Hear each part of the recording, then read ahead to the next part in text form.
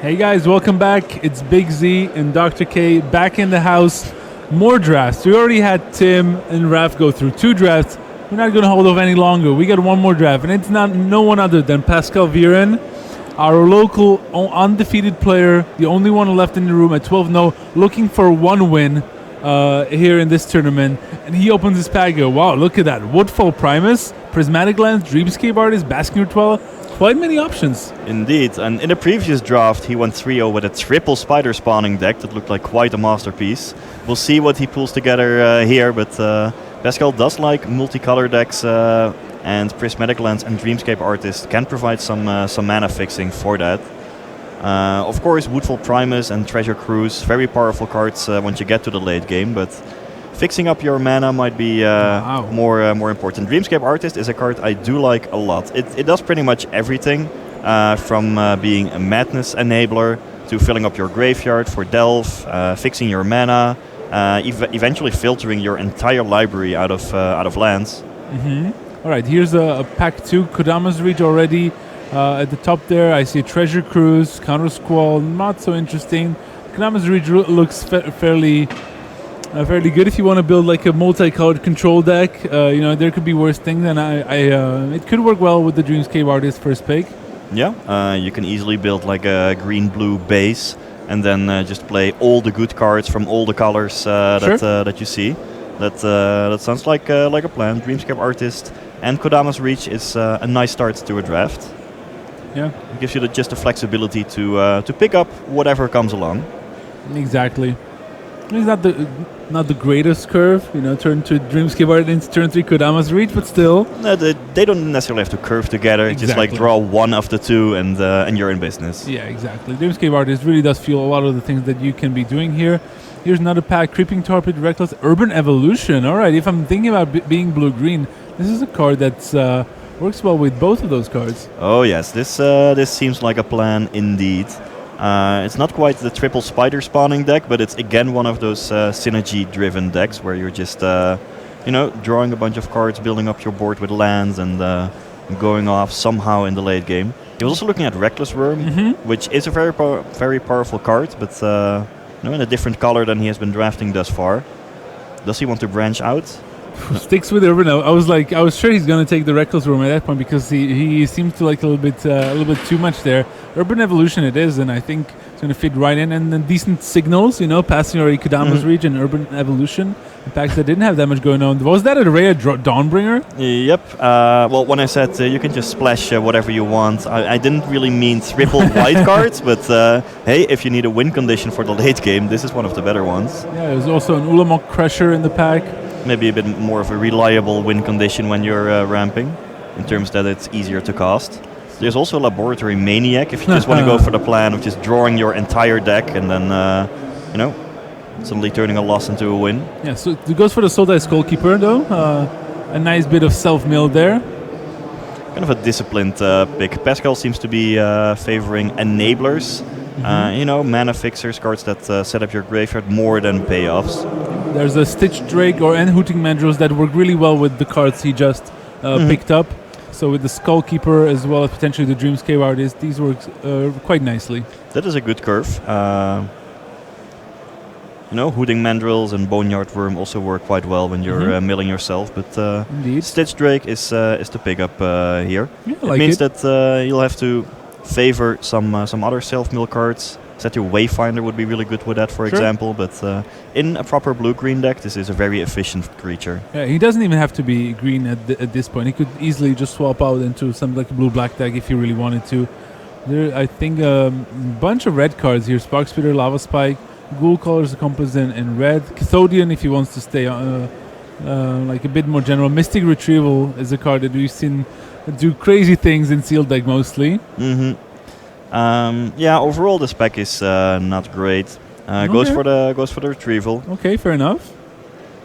I mean, if you're just ramping and playing multiple colors, then that's a good card advantage spell for the late game. Oh, speaking of card advantage, I see Reviving Vapors. I see Dimir Guildmage, Vessel of Endless Rest. Some more fixing. Yep. I would have a hard time choosing the right card here. What do you think, Frank? I'm thinking Dimir Guildmage. It's always going to be good. just then you said, well, he could even transition into a non-green deck. And looking at the cards that he's seeing so far, there's not a lot of green coming actually. Even though he started with Kodama's Region Urban Evolution. Yeah, this is another pack where there's not a green card in sight. Yeah, Skywing Aven. Maybe green is just completely overdrafted at the table and he needs to pivot into a different color combination. Yeah, possible. There's Stitches Apprentice as well. I mean, the Aven is okay. Nothing spectacular, right? I mean, it's a flyer, can do a job, maybe help you madness out something if you really need it. And it looks like blue seems to be open. Blue is definitely open. He's seeing a lot of blue. Probably in this pack and green, blue, black, and as green. well. No, I spoke too soon. Yeah, I mean, there's a Fume Spitter. Moan of the Unhallowed is a decent pickup, and Boneyard Worm still, if he wants to go with kind of like the self-mill strategy, is fairly decent. He picks up the worm here. Black seems to be open though. Yeah, blue and black. Moan of the Unhallowed coming by pretty late. That could be a signal. Indeed. So one more back, Counter Squall, maybe like a sideboard card. Yeah, picks that one up. Passes a bit of chaff to his left. Alright, but so far it does seem to be a green-blue ramp / self-mill style deck. Yeah, Groundskeeper, Counter Squall. Okay, picks up another Counter Squall. Yeah, typically I don't love starting with those in the main deck. No. But, definitely a very valuable sideboard card. Alright, Miming Slime, Repel Darkness, Generator, Serum, Undying Rage. In cards that you can sometimes play in certain archetypes, but nothing that would really excite Pascal Viren at this point, I don't believe. No, he doesn't really have the creature base to support Miming Slime. So he picks up a Fulminator Mage. Why not? Okay, Defy Gravity, Martyr of Sands. Yeah, there we go. Yeah, I don't think any of these cards will end up in his deck in the end. They're just a bit too underpowered. Yeah, I don't think they'll end up in anyone's deck. So there you see the pack. We started off with Dreamscape Artist into Kodama's Region to Urban Evolution, and then branched out into a few blue creatures here and there. And it looks like I would say like a base blue-green deck. And where it takes it from us, we'll see, right? Yeah, well, I mean, from here you can just see what he opens. He's definitely in blue. Green, probably, although green was drying up in a previous pack, whereas black did seem to be open. It's not too late to switch if need be. Especially because many of the blue cards that he has would also go well in a black-blue, say a self-mill style deck. But well, if he sticks to blue-green, it is a good start as well. He has the mana ramp, he has the fixing, some graveyard-reliant synergies. And yeah, he can just pick up whatever bomb he opens in the next pack and splash a color if need be. Yeah, so yeah, I mean he really can branch out into very different ways. The fact that he has the fixing means that he can go into more red, into more black if necessary, and it also gives nice flexibility for potential like sideboard options. He can just potentially sideboard out a whole color. Like a third or maybe a fourth color and pick up something completely different. Okay, let's see what is in this pack. Just the Wind, Rune Snag, Shriekmaw, hello. Speaking of branching out into another color, Shriekmaw is exactly where you want to be. Yeah, that is a card that's definitely worth splashing. Or if he still wants to pivot into the blue-black deck, that is also a fine option with that. Yeah, seems like the easy pick here. Easily the best card in the booster. It's card advantage. Flexibility, you can cast it for 2 or 5 mana. Actually, a reasonable threat by itself. Oh yeah. So one of the best uncommons, if not the best uncommon in the entire set. Bold. Yep. Well, I mean, I told you it's one of my favorite cards. So I certainly wouldn't mind. Shriekmaw is just so efficient. There's a reason why cards with when they enter the battlefield kill a creature are not very common in our modern limited formats these days. Alright, another Dimir Guild Mage, a foil, some black cards. Nothing too exciting here. Fiend Hunter, though, is probably potentially the best card in the pack. There's also a Slum Reaper, I think twice Meringue River Prowler. Yeah, but splashing Fiend Hunter seems to be too difficult. You can take this like the safe route with, say, Dimir Guild Mage. That will always end up in your deck. Meringue River Prowler works well with some of the self-mill cards he has, but doesn't quite block. Goes for the Dimir Guild Mage. It's a solid card. by itself. He has plenty of mana ram spells that give him extra lands that he that's can true. put to good use. And no matter which colors he ends up in exactly, it should be able to fit into his deck thanks to the hybrid cost. He could really use some sort of removal because he's fairly heavy on creatures. I mean, that's why Shigma was such a great pickup for him there. All right, this is a fairly weak pack for him. There's an Archaeomancer, Daybreak Hornet. Maybe he wants to. Okay, Artisan Coastline could be a nice curve topper for him. That could be decent. Yeah, I think this is the point where Pascal has to make a decision which path to follow. Does he want to stick with the blue-green base? In that case, Archaeomancer or Artisan of Kozilek are the best. Maybe, especially after the Shriekmaw, he wants to consider going into blue-black instead. In which case, Olivia's Dragoon is one of the best possible cards because you need a Madness Enabler and a Discard Enabler. Seems like he is going for the Olivia's Dragoon.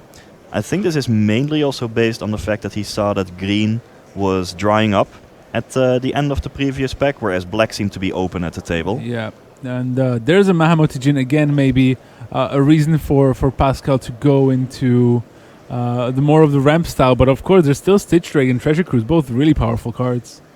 Yeah, well, blue is open for sure. All of these are decent pickups. I'm not sure he has enough self-mill at this point to support a second Stitch Drake. So going for the Mahamoti-Jin, that seems perfectly reasonable. 5/6 flying for 6. That's good in any limited format. Yeah, you can also possibly power it out, a turn earlier than you would otherwise.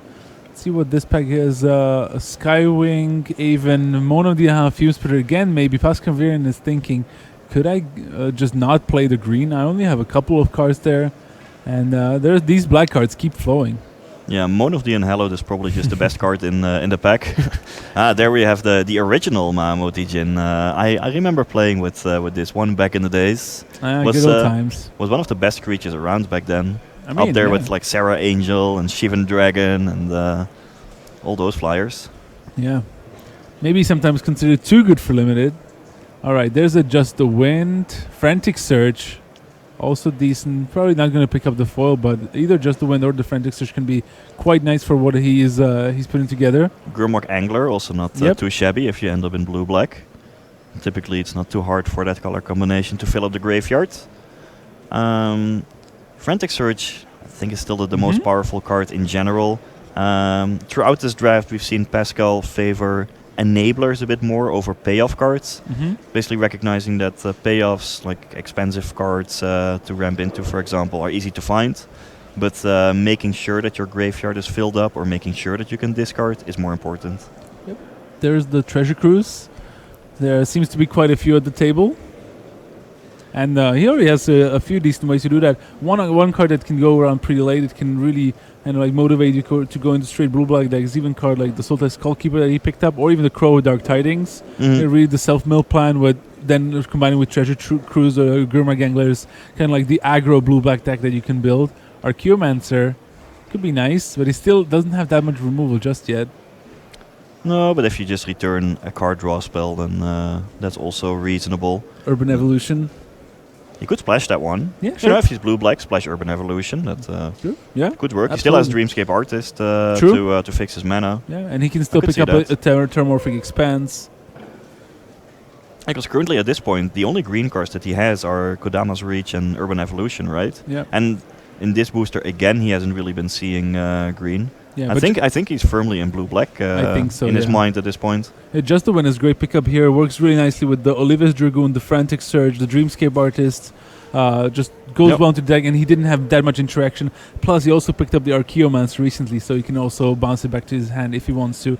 The Meringue River Prowler is also a decent way to keep swinging. It can also come back from the graveyard. It fits better in a more aggressively oriented blue-black deck, but he can easily move in that direction. Then it is a 2-power creature that cannot be blocked, which is quite decent as an attacker. Honestly, his deck seems like the mana curve seems pretty good. He has double Dimir Guildmage, Sultai Skullkeeper, so he has plenty of 2-drops. A Skiving even the Olivia's Dragoon on 2. Like, he can actually be quite aggressive with this blue-black sort of deck. Sure. He has more than enough 2-drops actually. Look at that, another Stitch Drake. That's late. I think we'll be happy with that one. Yeah, especially if he picks up maybe some more of those skull keepers Yeah. or a fume spitter. Look at that. It's also quite late. That would work to enable the stitched Drake. Yeah, I think his deck is coming together like decently well, even though. So it's blue-black aggro with a bit of a self-mill and madness team in there. Yeah. And a rather low to the ground curve. Yeah. Well, That way, seems good. Shriek Maw. Why not? All right, so he's taking all the card that he has just drafted here, and these can work pretty nicely here. Boneyard Worm going to the back. Kodama's Reach also into the back. Might not be putting the Mystery Retrieval or the Urban Evolution into the back just yet, but those are there in case he wants them. I am impressed by the way Pascal has navigated this draft. I think there would be many players who would start the draft with Kodama's Reach and Herbal Evolution and just be locked in a mindset that you are, blue-green. And I don't think that would have worked out particularly well because green seemed to be heavily overdrafted at the table. I think Pascal was in time to identify an underdrafted color and moved in time to now set up a rather fearsome deck with plenty of synergies. Yeah, look at those early drops. So much to do even in the early game. Yeah, and then in the late game, just activate Demir Guild Mage. Yeah, and decent 3-drops as well. Then has a a bit of a top end. Yeah, Moan of the Unhallowed. He even has the counter squads from the sideboard, maybe against some decks that he's going to be facing. Yep. Yeah, I think what he might be looking for are more madness cards. He has a couple discard enablers, but not a ton of madness spells. Also a bit more self-mill maybe to set up the Stitch Drakes and just, good cards in general to draw into with the Guild Mages and the Treasure Cruises.